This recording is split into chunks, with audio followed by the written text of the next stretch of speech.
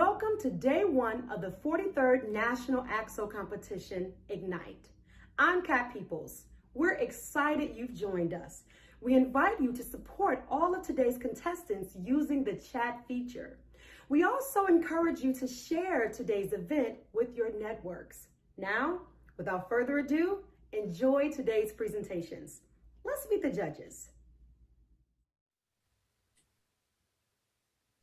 Ladies and gentlemen, please meet Mr. Rick Sinkfield. Hello, students. Welcome to the competition. And we're real excited to be here. And we hope you can do well. And we're looking forward to seeing your projects. I myself grew up in Washington, D.C., went to Howard University. I was in ROTC the whole way, so I was connected with the military, Air Force in particular. So that's kind of my background, and I'll pass it on to Professor Leverett, who wants to introduce. Hey, thanks, Rick. We're really excited to be a part of today's program, and it always has been important to me, and I'm sure everyone here, to assist and to encourage you as future architects. And we know you've done a lot of great hard work, and it's going to go well. So I'm Damon Leverett again, and I'm originally from Detroit, Michigan, graduated from Lawrence Tech University there. I'm a licensed architect here in Michigan and Arizona, and I am currently senior faculty at the University of Arizona. Go ahead, Crystal. Hi, welcome everyone. This is really exciting to be with you and to share our expertise, and hopefully we can give you some words of wisdom to help steer your future careers. As he said, my name is Crystal Granger. I've been in the architecture profession for over 16 years. I'm from the Houston area. I was raised here and educated here. I graduated from the University of Houston with some abroad study at the University of Newcastle, Australia. I have some expertise and specialty in preservation and culture, and most of my work is in commercial architecture. I work for Virgil Gay and Associates as a senior project manager. And I'm also serving as the executive board secretary for the local chapter of the National Organization of Minority Architects. Thank you, Ms. Granger. I guess we can turn it over to the first student for their presentation. Ladies and gentlemen, please meet Mr. Sultan Zayed. Thank you. Good afternoon, everyone. I'm going to share my screen and get started. All right. Good afternoon. My name is Sultan Zayed. I'm a rising senior at Decatur High School in Decatur, Georgia. I represent DeKalb County NAACP Branch 5192. I'm competing in the category of architecture. Today, I will be presenting the Sultan, an elevated lifestyle. Please enjoy. Just to provide a quick overview of the design concept and the why, the Sultan is a multifamily 4-unit quadruplex that revolutionizes community living, city living, and home entertainment. The contemporary design maximizes indoor-outdoor open concept living while emphasizing community engagement / entertainment. The Sultan is ideal for families of all sizes. As far as key features, each unit is equipped with at least 2 large bedrooms with full bathrooms, private laundry, a large patio, an ultra-modern open concept kitchen, living and dining space, an elevator, a 2-car tandem style garage, as well as 1 additional covered parking space. And the property also holds additional parking for guests, bike racks, electric car chargers, a shared recreational / entertainment space, and a rooftop entertainment space. But before we get to all of that, I want to share my inspiration. My inspiration comes from places I visited and researched. My design is a reflection of the contemporary and prairie housing styles combined. For example, some of my inspiration comes from Moda, a townhome complex in Decatur, Georgia. I toured one of the units when they were first built, and I loved the galley style kitchen layout and waterfall countertop design that I also incorporated. into my quadruplex design. That said, let's look at my actual design, starting with floor plans. What you'll notice about these floor plans is that each unit has its own custom layout. Unit 1 is the smallest unit, and Unit 4 is the largest unit. Unit 2 has 3 bedrooms, and the other 3 units have 2 bedrooms. Each bedroom has its own private bathroom, but each unit also has a half bathroom designated for guests. And of course, the bottom floor provides indoor access to the garages and the shared recreational space. As far as views, here are the elevations, perspectives, and sections. They show every side and angle of the building. The elevations show the front, right, left, and top views of the building and back views of the building. The first section cuts into the front side of the building, and the second section cuts into the kitchen in Unit 1. And the perspectives show the vantage point of the building from the front left corner, the front right corner, and there's also one to show the rooftop space. The design utilizes top quality materials, ensuring durability, stability, and style. For example, the exterior bottom level is made entirely of brick, and the other floors are made of a high quality wood siding. I do want to direct your attention to the amenities on the bottom floor. As I mentioned, each unit has a 2-car tandem style garage. This allows for efficient parking and maximizes the space on the bottom floor. For families with only 1 car, the other half of the garage can be utilized for additional storage space. As far as the shared recreational space on the left side of the bottom floor, it can be utilized for small family gatherings and gatherings between neighbors. Next to the shared recreational space on the exterior, there is also a vegetable and herb garden. This space is partly shaded, which is ideal for growing fresh produce in the hot summer months. And now to my favorite part of the design, the rooftop entertainment space, because city living is never complete without rooftop entertainment. The rooftop entertainment space includes a pool, a hot tub, a mini golf field, lounge areas, and fire pits. This private, secluded oasis is perfect for staycations and small family gatherings. As far as site analysis, presenting the Sultan on a model site provides additional perspective regarding the size of the quadruplex in relation to taller buildings in an urban city. The model site also assists in analyzing the impact of vehicle and pedestrian traffic. The model site is even geolocated to Atlanta, Georgia, to provide a more accurate sun path. So these diagrams show how the building is affected by the site. For example, as the trees that surround the building grow, they provide shade and help with energy efficiency. And finally, on to my site plan. The great thing about this building is that it can be retrofitted throughout the United States in any city. It just has to be adjusted to the city site code and building code.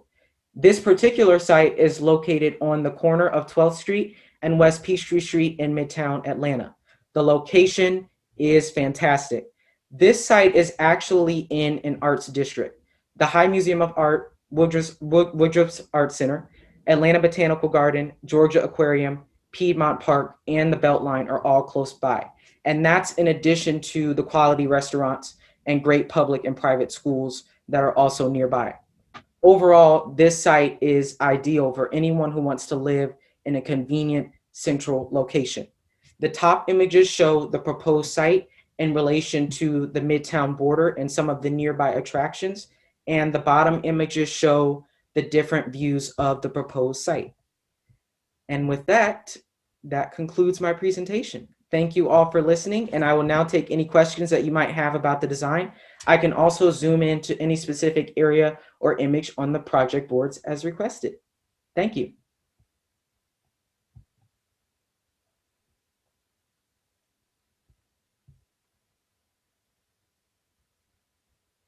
I guess we have 1 minute between the three of us. So Sultan, I would just say that if you would go down to the next page, let's see, one after that one. Yeah. So see, you have 4 views you have 6 views, and it's starting at the upper left, and they'll go down one where it says front view.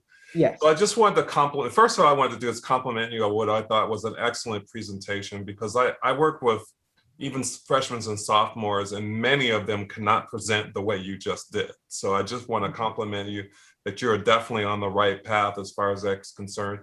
The next thing is that this image on the front is really powerful as a concept, because if you notice, it's sort of a brick, not brick, brick, not brick. You see how that pattern is starting to develop? It's like an on, off kind of expression. And what you could have done is, like, if you'd look at the side view, the right, the left, and you had actually replicated that on, off kind of expression. What I want to share with you is that at your level in high school, this is really a great start for understanding how concept can affect your design in such powerful ways. But it's another way to kind of look at this project, that is the beginning of something that we can really identify, this on-off you have here. And if you went back and did this project over again and put it in your portfolio, you might try to do that on every side. And then finally, that piece at the top is one you can just get rid of. Because if you notice, it looks like a little hat, and you don't need that actually. Those powerful on-off expressions are all good by themselves. You don't need that little extra piece on top to make the design complete. Thank you, Sultan. It's a very nice work.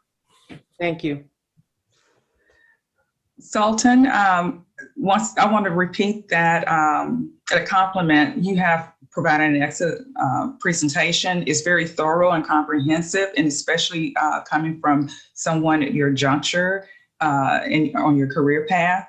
I would like to look at your site analysis. Can you move to that area? Let's see, right there. And then we're going to jump to the site plan.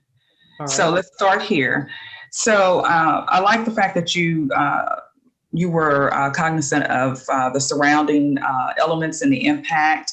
I would like to know a little bit more about your analysis on the environmental impacts that would go into sound as well as traffic. So you said you visited the site, right? So I visited the site that is the proposed site in Atlanta, not this site. This is just kind of like a filler site, but yes. Okay, so were you thinking about those different sensory elements when you were planning this?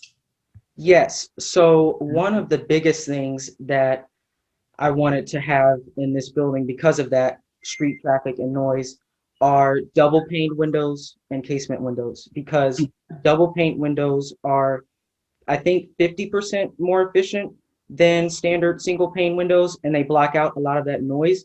And then casement windows also, they open with hinges, so they're a little more sturdier. So you don't have to worry about opening the window all the way and having the noise and the outside elements coming in. Those were the two main things. Yeah. Okay, and just for the sake of time, let's go to your rooftop design.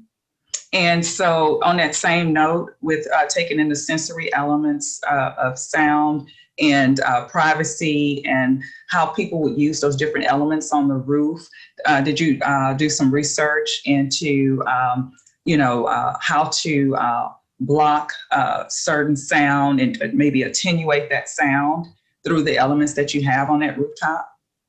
I did. One of the reasons why it's so small is to prevent some of that noise and some of the extra elements coming into it. And it's really to make it sort of like a private, secluded, silent oasis. So it's small, and it's towards the back of the building, away from the streets on all sides on the model site, for that reason, to prevent extra noise and to keep it as kind of like a private space. Okay. Well, I want to compliment you on that.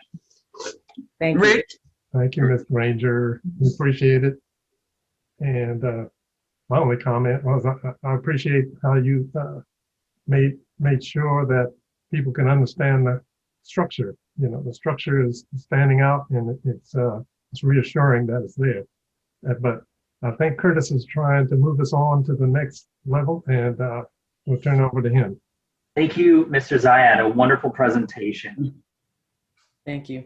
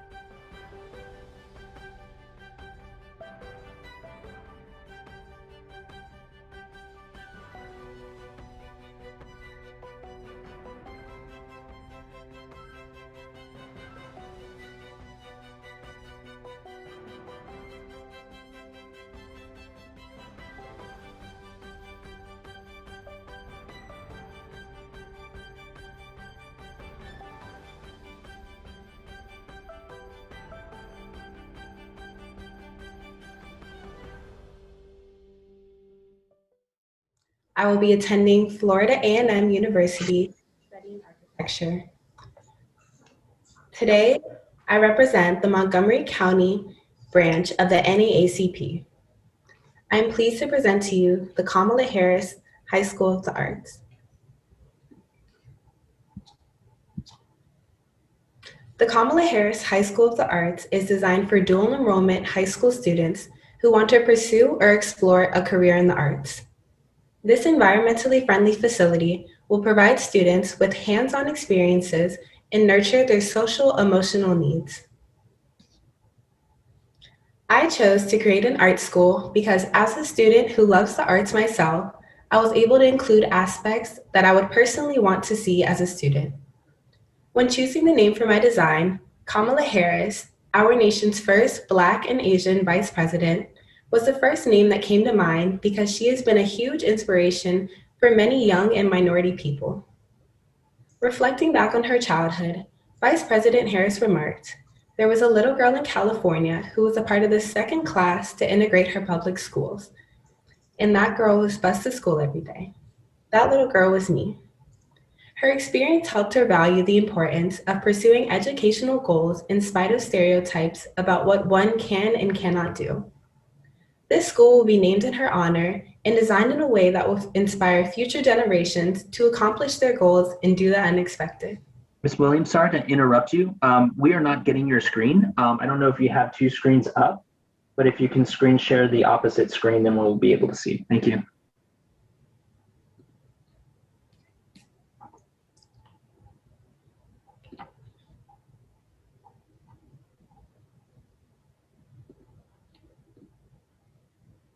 Is it visible now? No.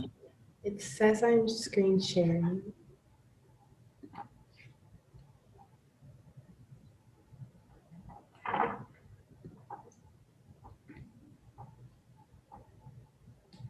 There you We go. have you now, so if you don't mind starting again, that would be great. Thank you, Ms. Williams. No problem. Sorry about that. Okay.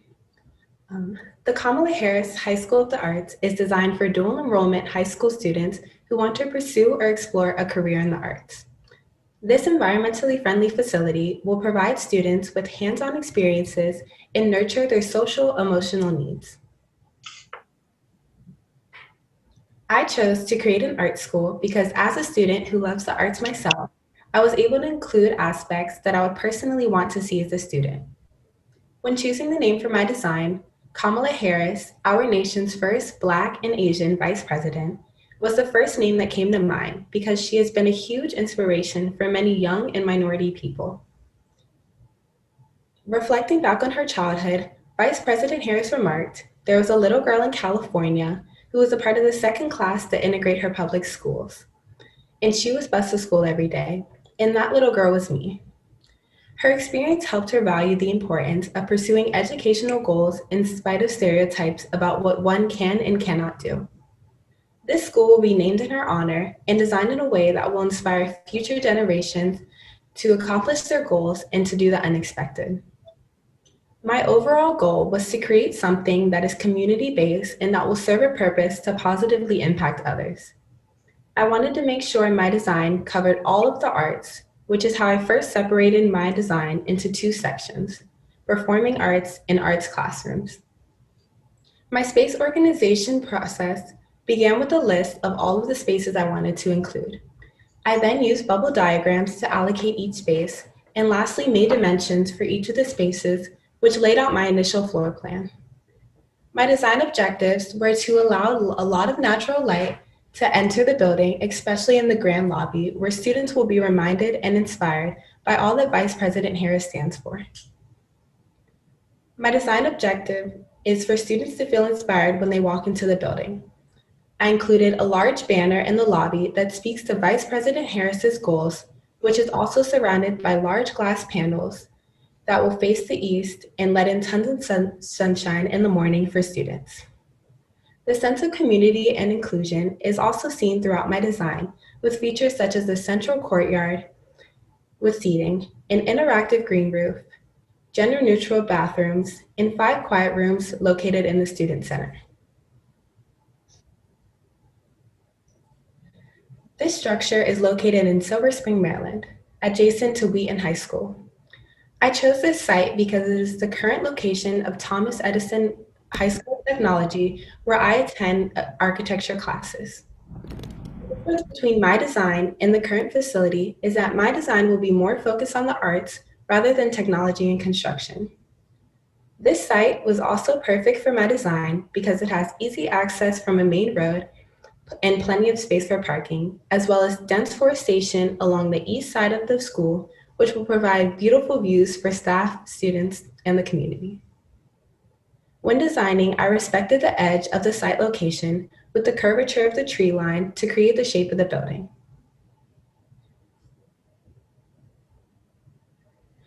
My design incorporates 12 arts program classrooms along the north side of both levels of the building, including graphic design and cosmetology, a music section along the southeast side of the first level, which includes 2 dance studios, chorus, orchestra, and band, and a complete auditorium on the southwest side of both levels of the building with a black box theater and theater classroom.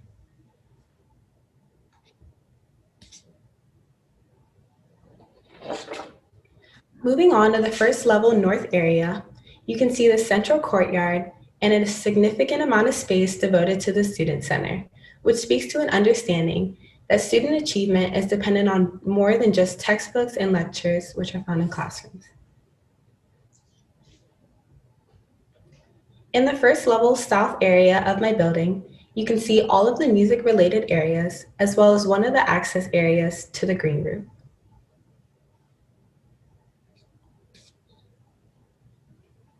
Moving on to the second level, in the north area, you can see the rest of the classrooms, the media center, the learning greenhouse, and the other access area to the green roof.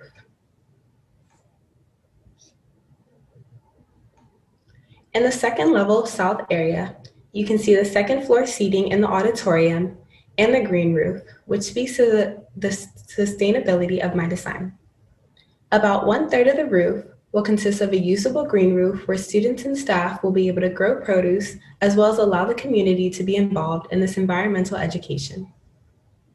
The economic benefits of this addition include reducing energy consumption and space heating through shading, evapotranspiration, insulation, increase in thermal mass, and reduction of heat loss through radiation. In this sheet, you can see the south and west elevations of my design. The exterior walls of my building will be made with brick, and the structure of my building will be made with steel columns, steel joists for the second floor, and steel trusses at the roof.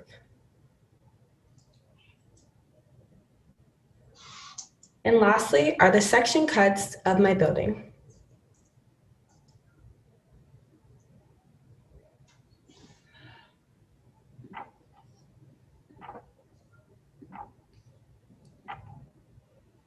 Is that the end of her? Oh, To the there's more. lobby and music. I would now like for you to take a look at the 3D model of my design. In this image, you can see the lobby and the music classrooms.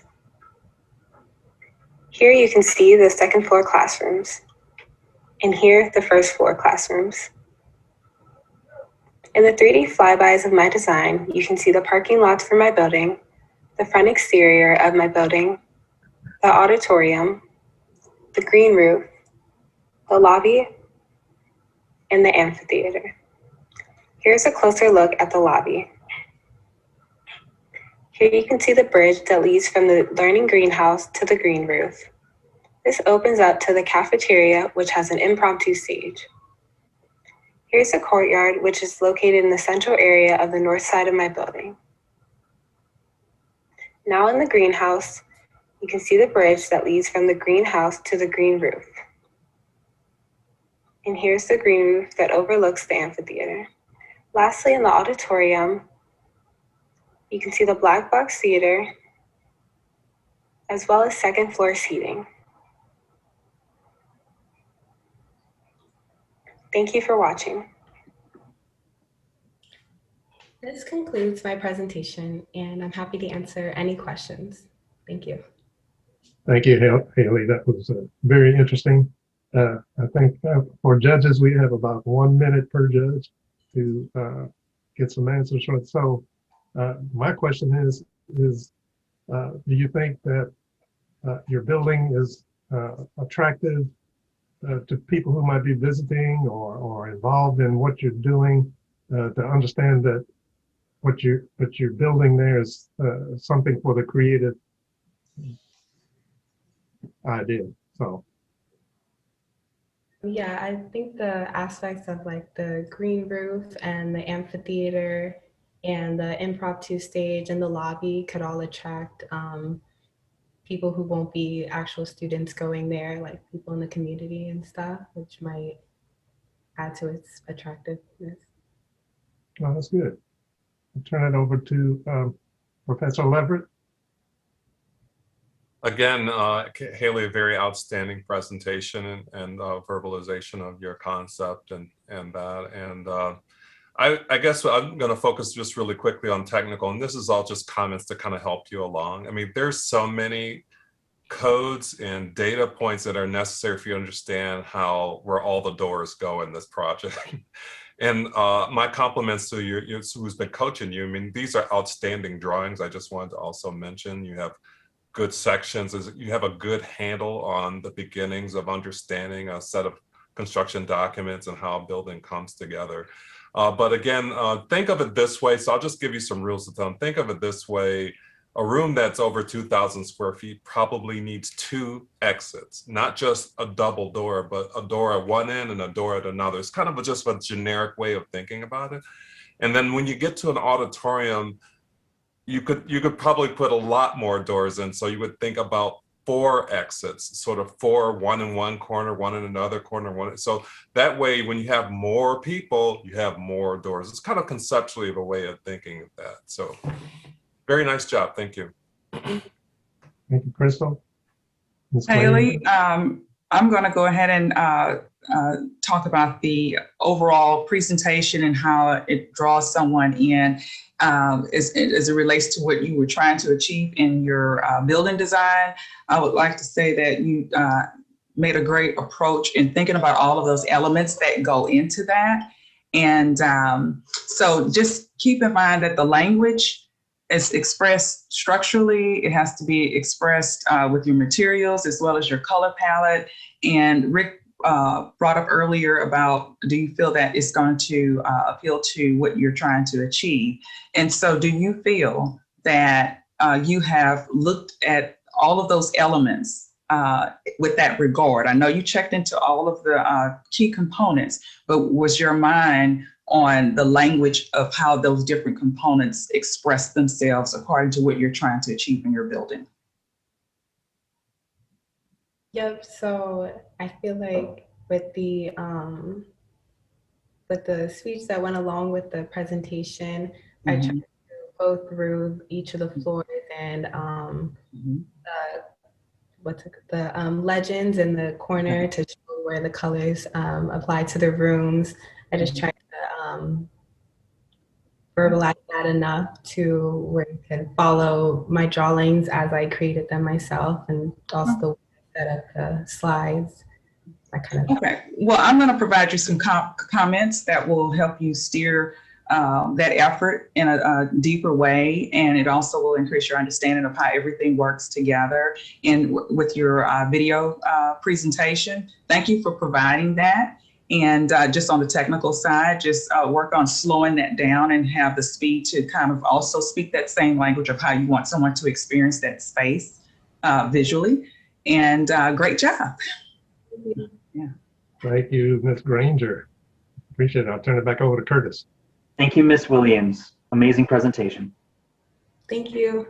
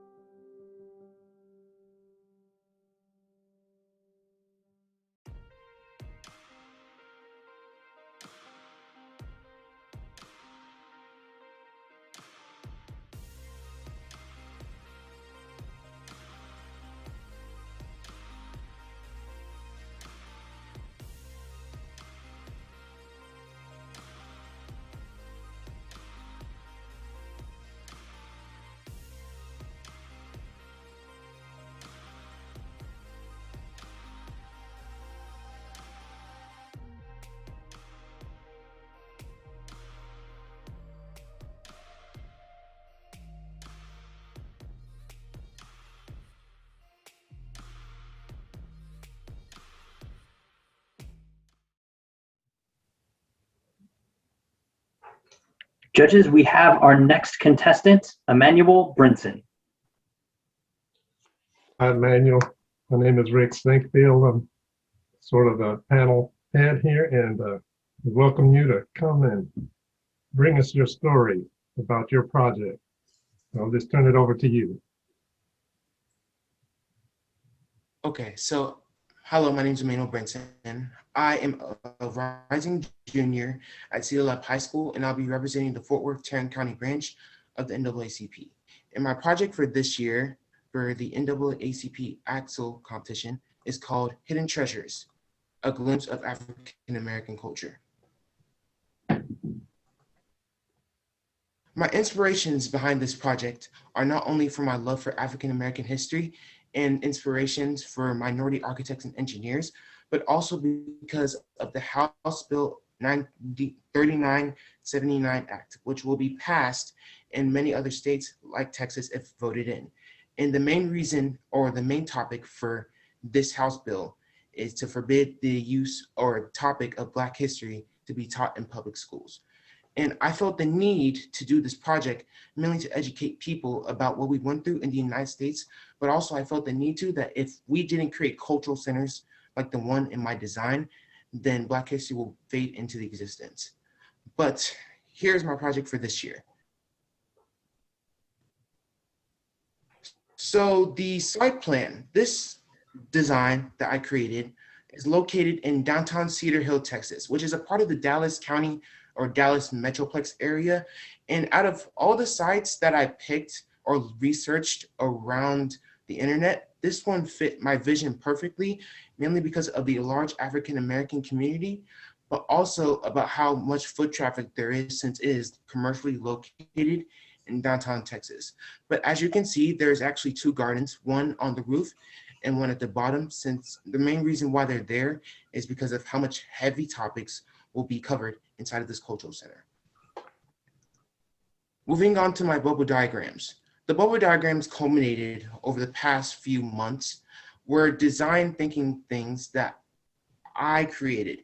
And my first question was, what did I want this cultural center to convey? And what topics did I want to show people? And what did I want to inform people about? So I narrowed it down to slavery, the civil rights movement, and Black achievements. Now for the bubble diagrams, this is just a culmination of how my museum will flow. Moving on to my first floor plan. So for the first floor plan, it shows level 1 of the exhibitions, and the topic is called slavery. And it will cover such topics as the transatlantic slave trade, notable people during the Civil War, the Underground Railroad, and also the Plessy versus Ferguson case, which started off the segregation laws in the US. And also located in the level 1 will also be a cafe and men's restrooms. And the men's restrooms and women's restrooms, and also stairs and elevators, will be located on each floor for ADA accessibility compliances. Moving on to the second floor will be talking about the civil rights movement. And they'll talk about the findings of MLK and the other topics and issues that will be covered in it, also called Voting Rights Act and the Civil Rights Act. But we'll also cover important topics like redlining, housing discrimination, and gentrification, and other topics like this one as well, because of how much it impacted Black communities around the US. And I also would like to note how on every level, there will be a gallery mainly for people or artists to show people that inspired them during these particular times in Black history. And also on level 2, there will be a media library, which you will hear speeches and music from that particular time as well. And moving on to the third floor plan, which is the level 3, the Black achievement part. And it'll talk about how Black culture influenced the world, the feats that Black people have achieved, and also famous Black inventors. And for this gallery especially, it will highlight different inventors and different people that impacted Black culture around the world that some people might not know about. And also there will be a roof garden and a canopy, and for the sake of environmental purposes and also compliances as well.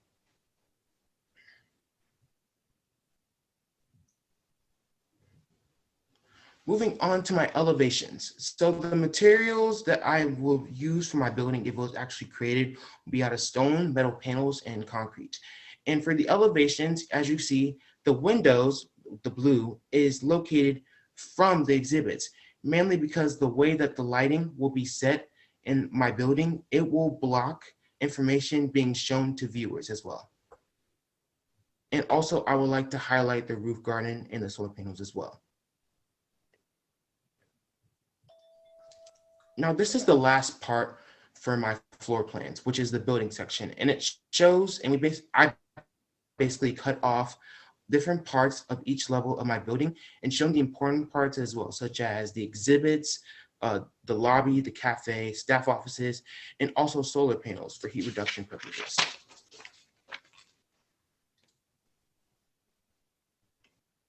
And this is a picture of the scale model that I created over the past 2 weeks. And it basically shows the walls that will be put in and how my building will be oriented if it was actually created. This is just the interior, by the way. And then this is the exterior photos and what my building would look like. But thank you. This was my presentation for the NAACP National Axle Competition, and thank you. Thank you, Emmanuel. That was a wonderful presentation. I just have one question. You probably heard the theme, form follows function. But in this case, I would say if you could have the form to follow your philosophy. And so do you think we're seeing your philosophy for passersby who are looking at your building? What goes on inside just by looking at the building? Can you repeat the question again? Because I didn't quite understand it. Actually, so is there something unique about the design of the building from the exterior that would tell the people who are walking by that this is about African American history or anything to do with your philosophy? Yes, for sure. So according to my elevations in the scale models, as you see, there'll be 2 gardens located on the roof and at the bottom. But also there will be art by different artists that I mentioned in the galleries as well. And my plan is for them to paint on the outside of the building and show what Black history means to them. Okay, I get it. I'll turn it over to Ms. Granger. I think we have about a minute to each. Okay, can you tell me, when I enter the building into the lobby, what is it about that space that you think is going to draw me to the most significant area first on that floor that will cause me to go to each level and be, you know, more engaged? What is that unifying element in your mind? So as I visioned my design and building over the past few months, the main area that I think will attract the most is the exhibits, mainly because of the color that will be shown, and also the pop out, because it will have a pop off.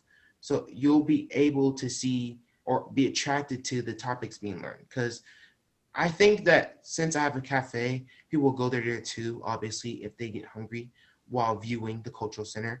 But also I want people to be attracted to the exhibits too, not just the outside of what I want people to learn. Okay, I would say pretty quickly, and I'll put it in the comments as well.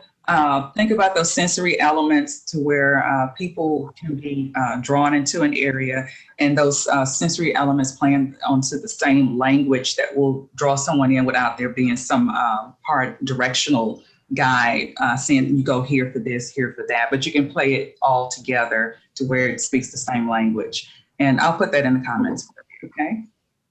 Okay. Great job. Thank you, Emmanuel. Professor?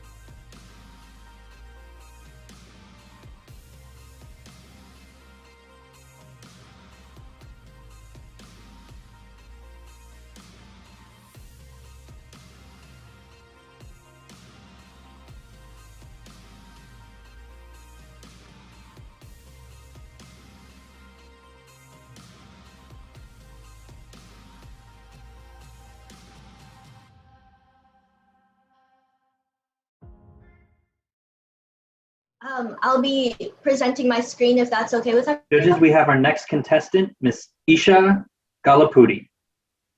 Hi, my name is Isha Galapadi, and I'm a part of the Bloomington Normal, Illinois chapter of AXO. I'm a rising sophomore, and it is raining where I am currently, so if I ever cut out, please do let me know. Thank you. I will be presenting my screen now, if that's okay with everyone. Isha, this is a panel judge, and we're excited to have you here. And I would say just go ahead and give us your background on your project. And then we'll make some comments at the end. I'll present my screen now. Yeah. So my goal was to make an eco-friendly house. This is my first architecture project, so I really wanted to do something that I would be the most comfortable working on. And that was a house. I'm using Conceptos Plásticos bricks. It is this company's bricks where they take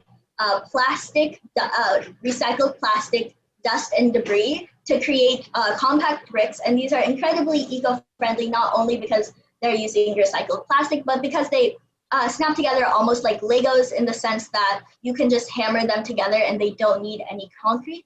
These bricks have been tested as well, so they are fully usable. Another material I'd be using is bamboo. Bamboo is incredibly eco-friendly. It is so lightweight, so when transporting, it saves a lot of energy, as well as it's incredibly durable, and it's just absolutely gorgeous to look at as well, with a nice light color. I also have included a moss lawn. A moss lawn, 3.5 meters of a moss lawn cleans about roughly the same amount of urban air as around 275 trees. That is a very large number of trees for such a small piece of land. I also have included 2 greenhouses, one on either side of my house. And one of my greenhouses is facing the south because the south gets the most sunlight. I also have solar panels on that side of the house because, again, the south gets the most sunlight, and it's really great for powering the house and generating energy. I do have quite a few windows throughout my building, and because of that, central heating and cooling does seem like an eco-friendly problem. So for that, I've decided to use smart windows or tinted glass to cut out some of the sunlight. But for the greenhouses, I will instead be using crystallized glass, or the one that kind of reflects, so that you don't completely see through it and it doesn't get too bright inside the greenhouse, but the plants still absorb the full amount of light. I also have included a rainwater collection system in my house so that this water will then be used to water the lawn, as well as the greenhouses, and flush the toilets. Another thing, this is my full blueprint, but for ease of presenting, I will be cutting it right down the middle and presenting the first half of it, then the second half. For my blueprint, I have, for the first half of my blueprint, the first level and site plan I made out of floor planner, and then for the front elevation section cut, I learned how to use SketchUp to build all the layers and then create the section cut. I also included 2 hand sketches for my front west elevation. My house is facing west in the front, and then my back east elevation. I have included the cardinal direction so we know where everything is, like I just mentioned, front west, back east, and then all my rooms are numbered. So so on my first level / site plan, number 1 is labeled foyer, and number 13 would be labeled garage. For the second half of my blueprint, I have included a compass rose so that we know where everything is. So room 20 would have a window facing outwards on the west end, but room 32 maybe has a window facing on both the east side and the north side. I have included the second and third level, both of which I have also made in floor planner, and a written statement that summarizes my thoughts going through this project, how I executed it, and the building materials I would be using. For my first level and site plan, I really wanted to capture like symmetry without it getting all that boring. And I really wanted to do that through the landscaping and not just the building. So even though it doesn't look too symmetrical from the front, the northeast side on the backyard reflects the southwest, and the southeast side of the backyard reflects the northwest, meaning that the three trees on the northeast reflects the 3 trees on the southwest, and the same thing for the 1 trees on the opposite sides. I have also included a bedroom, a full bathroom, and a closet for multi-generational families who need a place to sleep that's not going upstairs. This is also great for families with disabled people who also have trouble accessing the stairs. I really wanted to make accessibility a main point because comfort in a home shouldn't just be there for the abled body. And I tried to include this. I even did not include a porch or steps to get, there's a porch, but I did not include steps onto the porch. So there will be no stairs other than the ones to get to the second and third floor. I also have an entrance to the green room, number 12, if you're looking at the picture, from room 5, which is the bedroom. I also have windows on both sides looking into the green room, so you can enjoy the view of your plants without always having to be in there. This is a bigger picture of my first level and site plan. This is my second level. I have 3 bathrooms, 3 bedrooms, 3 bathrooms, and 3 closets. I also have a piano room and a sort of sitting room in there because in my family personally, we all like to stay upstairs, but we tend to stay in our room. So it's really nice when you have a seating area upstairs so that everyone can be together while still being like not on the main floor. I also have a big X that looks over on my page, and this would look over the foyer. So there would be no flooring or glass or anything there, just a railing. This is my third level. Since I am basing this in Georgia, I'm not sure if I mentioned this, Georgia has 13 different variety of moss lawns. That's why I'm basing it there. But Georgia has really damp topsoil, so they don't recommend building a basement. But I do believe that basements are an amazing feature in a house, and just having that recreational area is great. So I decided to take the basement and move it to the top and make it a third level. In this 32 and 33 would be like a game room and a sitting area. And then I also have a theater room and a kitchen and a bar. So for my kitchen, I have one wall separating it, but I don't have a wall separating it from the theater room. This is because I wanted to have it feel like a separate room just without it being fully closed off from the house. This is my front elevation section cut. This was made using Floor Planner, which I just recently learned how to use, so it was really fun learning a new concept. And this is my front elevation drawing. Again, I'm using Conceptos Plásticos bricks to build the house, and I'll be then painting them white. And I have spotlighted bamboo. You can see on the porch, the entire porch would be made out of bamboo, as well as I have also spotlighted it on the windows where I have put in pieces of bamboo. I also have a black driveway because my house is relatively white to really make it pop up. And to make it contrast. This house won't be too bland though, because where the sun is, it will create certain shadows. So throughout the day, you'll have different shades throughout the house, making it not just pure white.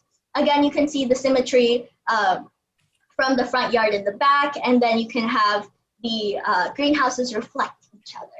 This is my back elevation, again, spotlighting bamboo with the one section wall that has just bamboo on it, as well as the pathway. I will again be using smart windows to block out some sunlight, and you can get a feel for the landscaping through this image as well. I do also have a model, which I will be presenting real quick. So I made a scale model of the house. 1 foot is represented by 1 by 1/8 inch. An eighth of an inch is 1 foot in the scale model, and this would be the front of the house. As you can see, I have put my garage in, and I have my bamboo sticks as well. These would be plants placed in, and you can also see there's little depths throughout the piece for where the solar panels would be. If we rotate it, we can also get a clearer version of where the solar panels would be looking at it. If I remove these greenhouses on the side, you can get a direct look on the inside of what the house will then look like from each side. So this would be the north side of the south side of the house, and this is the back elevation. I put in all the gardening work. I also have my windows again. My windows are painted a darker color than the greenhouses because they would be tinted. Thank you, Isha. That's wonderful. That's a pretty big model there. I don't know how you got it in there. That's pretty good. So we're a little we want to make sure we're on our time, and just have just a couple of comments from each of us.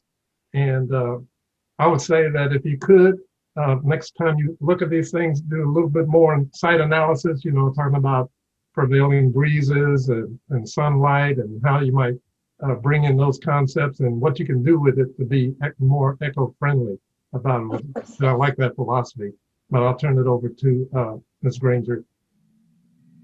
Isha, I want to applaud you on your overall presentation and the comprehensive level of considering all the elements that play into human comfort as well as pleasure in space.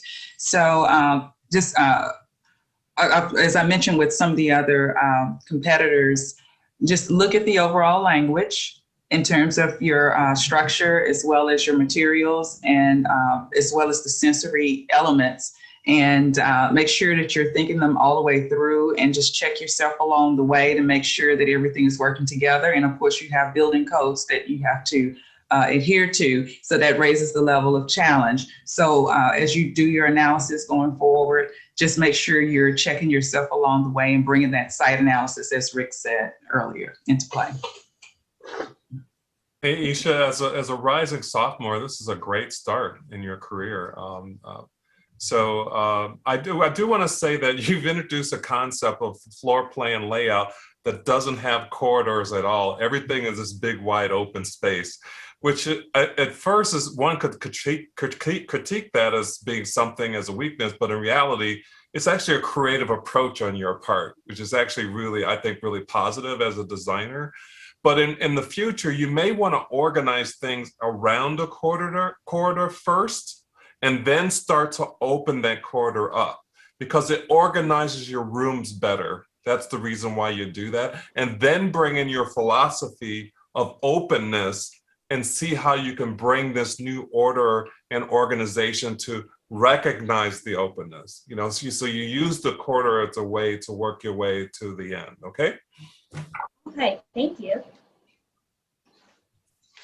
Thank you. Curtis, we'll turn it back over to you. Yes, thank you, Miss Isha.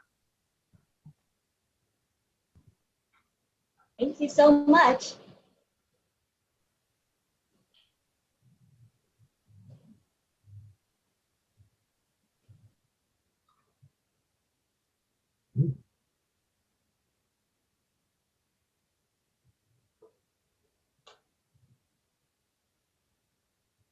Curtis, what is next? I think that's the end of the competition. Okay. Okay, are we going to stay in this room to deliberate, or is there another room?